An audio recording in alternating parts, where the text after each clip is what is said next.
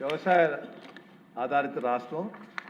సాగునీటి రంగానికి 18,000 కోట్ల పైన కేటాయించినందుకు ప్రభుత్వాన్ని మనస్ఫూర్తిగా అభినందిస్తున్నాను అధ్యక్ష.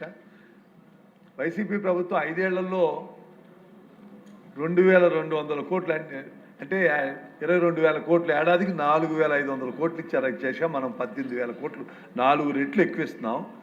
పోలవరం 2.8% పూర్తి చేసామని అన్నారు, అది కూడా చేయలేదు అధ్యక్ష. డయాఫ్రమ్ వాళ్ళు కట్టిన డయాఫ్రమ్ వాళ్ళు 400 కోట్లతో కడితే మళ్ళీ అది పాడైపోతే ఇప్పుడు 1000 కోట్లతో 97% కంప్లీట్ అయింది అధ్యక్ష. నిజంగా పోలవరం మొన్న వెళ్ళి చూస్తే మనసుకి, మన రాష్ట్రానికి జీవనాడి. అటుపక్క ఉత్తరాంధ్రకి, ఇటుపక్క టన్నల్స్ 100 ఫీట్ విడ్త్ 100 ఫీట్ హైట్తో ఒక టన్నల్ కంప్లీట్ అయింది. రెండో టన్నల్ చూస్తామంటే ఈ నీరంతా కృష్ణానది డెల్టాకి వచ్చి కృష్ణానదిలో పైన రాయలసీమకి వెళ్తూ ఎంతో సంతోషంగా ఉంది.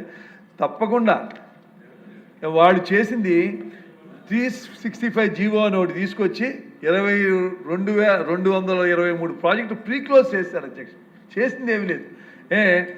మనం 52,000 కోట్లు కేటాయించి 23,000 కోట్లు ఆల్రెడీ ఖర్చు పెట్టాం అధ్యక్ష.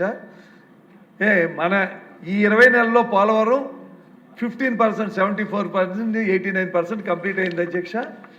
మనం R&R కింద మనం వాళ్ళకి డబ్బు ఇష్టం జరిగింది. అలాగే 1,900 కోట్లు, 5,000 కోట్లు వాళ్ళు చేసిన అప్పులు తీర్చాం అధ్యక్ష. దయచేసి అలాగే రాయలసీమ 8,000 కోట్లు, 3,500 కోట్లు అంద్రీనేమో పూర్తి చేసాం. వైసీపీ మరమ్మతులకు కూడా ఇవ్వలేదు అధ్యక్ష.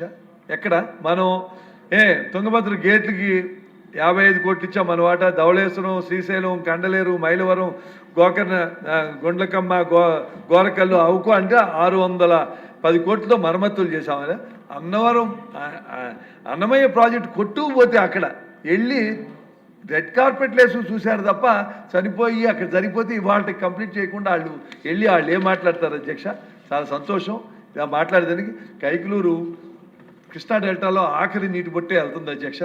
అక్కడేమో కెనాల్స్ యొక్క క్యారింగ్ కెపాసిటీ తగ్గిపోయి చాలా చేపల చెరువులు ఎక్కువ ఉండి ఇబ్బందిగా ఉంది. అందుకని ఆ కెనాల్స్ బండ్స్, అలాగే డ్రైన్స్లో గుర్రపుడెక్క కిక్కిస ఎక్కువ ఉంది.